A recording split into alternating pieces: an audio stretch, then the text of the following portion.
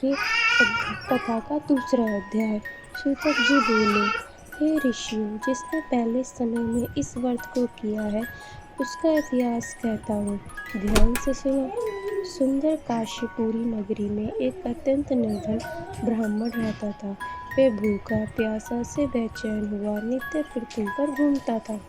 ब्राह्मणों से प्रेम करने वाला भगवान से ब्राह्मणों को दुखी देखकर बूढ़े ब्राह्मण को रूप धर उसके पास जाकर आदर के साथ पूछे, हे गुरु, नित्य दुखी हुआ पृथ्वी पर क्यों घूमते हो?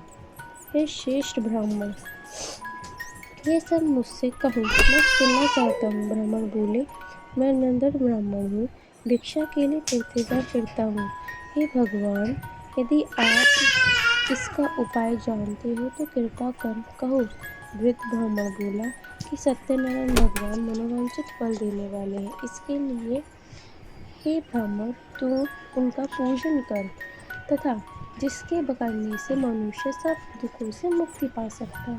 ब्राह्मण ने कहा कि व्रत का सारा विधान बतलाओ।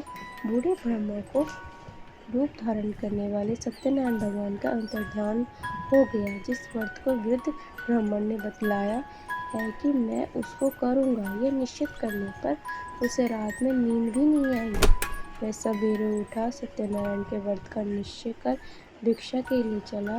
उस दिन उसको भिक्षा में बहुत धन मिला, जिससे बंधु बांधवों के साथ उसने व्रत किया तथा इसके करने से वह ब्राह्मण सब दुखों से छुटकारा, अनेक प्रकार की संपत्तियों से मुक्त हो गया तथा उस समय ये ब्राह्मण हर मास व्रत करने लगा। इस तरह सत्यनारायण भगवान के व्रत को जो करेगा वह सब पापों से छुटकारा तथा मोक्ष को प्राप्त होगा।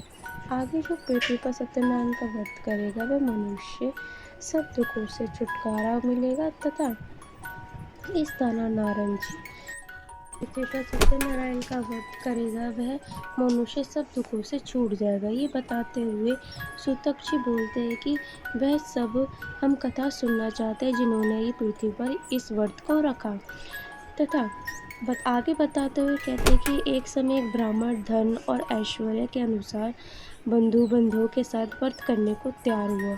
उसी समय एक लकड़ी बेचने वाला बुढ़ा आदमी आया और बाहर लकड़ियों को रखकर ब्राह्मण के मकान में गया। प्यास से दुखी लकड़हारा उनके व्रत करते देखा और ब्राह्मण को नमस्कार करके कहने लगा कि आप ये क्या कर रहे हैं, इसके करने से क्या फल मिलता है, कृपया करके मुझे भी बताइए।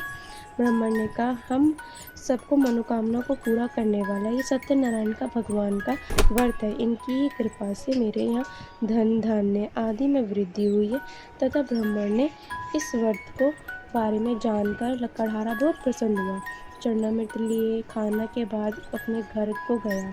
लकड़हारे ने अपने मन में इस प्रकार का संकल्प किया कि आज शाम को मैं लकड़ी बेचने से जो धन मिलेगा उसी से मैं सत्यनारायण देव का उत्तम व्रत करूँगा।